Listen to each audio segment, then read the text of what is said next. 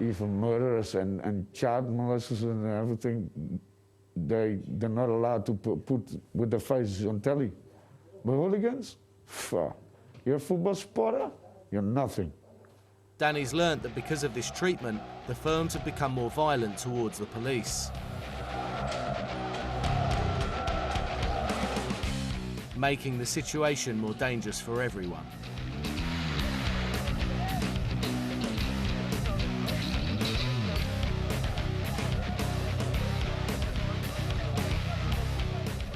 In Rotterdam in 1999, rioting was so bad that the police gunned down 4 Feyenoord fans. But the hooligans shot back. The police seriously injured 4 of them. The authorities believe that the riots were planned beforehand. There were running battles on the streets, and it took 750 police to restore order. Whatever measures the authorities take, the hooligans seem to find a way around them.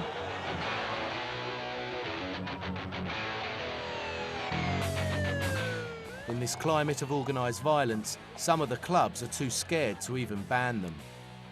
You have to listen to them because they can use their thing and that's violence. De voorzitters van de clubs zijn bang voor de hooligans en ze zijn persoonlijk bang. Want de hooligans die weten waar je woont. En dat zeggen ze ook tegen de voorzitter.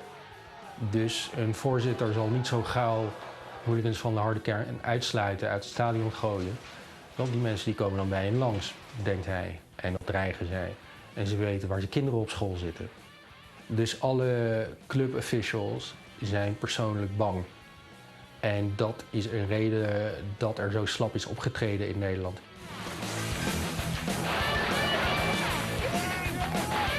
Despite fears of reprisals, there is one man driving the fight against the firms. Former Ajax chairman Michael van Praag now heads a task force that is pushing for stronger anti-hooligan laws and sentencing similar to that in the UK.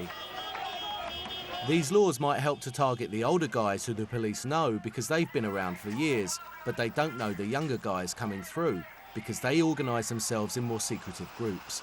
Danny's going to meet some of the younger generation at Utrecht. These boys look up to the older guys, but they're also making a name for themselves. Utrecht, hooligans forever. Danny's already met the first generation of guys who've been around since the 70s. Bobby, the supporters club president, is part of a second generation, which emerged in the 90s. The second generation and the third generation are suited in this younger guy's side of the supporters' home, which has a very different feel to the other section. They even have a VIP area. Oh, so basically, this is like a VIP bit, yeah? This is the VIP for the room. top boys? For the top boys. On normal Sunday, there are sofas. Sometimes we have the DJ among us. Very impressive, loving all this. Shit. Sorry, I'll sort that out. It's something there, look. Whack that on there, like that old thing. Get the old ring on there, look. That's it, whack there you go, look, sweet as. Bobby introduces Danny to Rowdy, who's part of the third generation of hooligans. These younger guys have emerged post-2000. They pre-arrange fights the day before the matches to avoid the police. How do you get round the police? You know, the banning orders? Rowdy is one of them who visit the other club a day before the match, and they rang each other, and then they're looking up for a confrontation. Okay. We're happy if we got a fight on the station with the 40 against 40. Yeah. What sort of tools do you use? I see that the newer generation are easier. Get a knife or a baseball bat or get the buckles. If it's a large group and you're with 10 guys, so what you gonna do? Fight with your hands? Then they hit you. Of course. So we use weapons. Any of you lot worry about, you know, being injured or going to prison? Is that a worry for you, or have you got no fear? Yeah, I don't think. Just do it. Just do it, yeah? Yeah. It's normal for us. So. These boys have made Danny realise how difficult it is to stop hooliganism in Holland. They're determined to fight each other at unexpected times and at secret locations. Police and journalists have recently suggested that these quicker, more intense area Bobby takes Danny to the young ashes could lead to another murder. You've got the First World War, you've got the Second World War, and the third is coming up.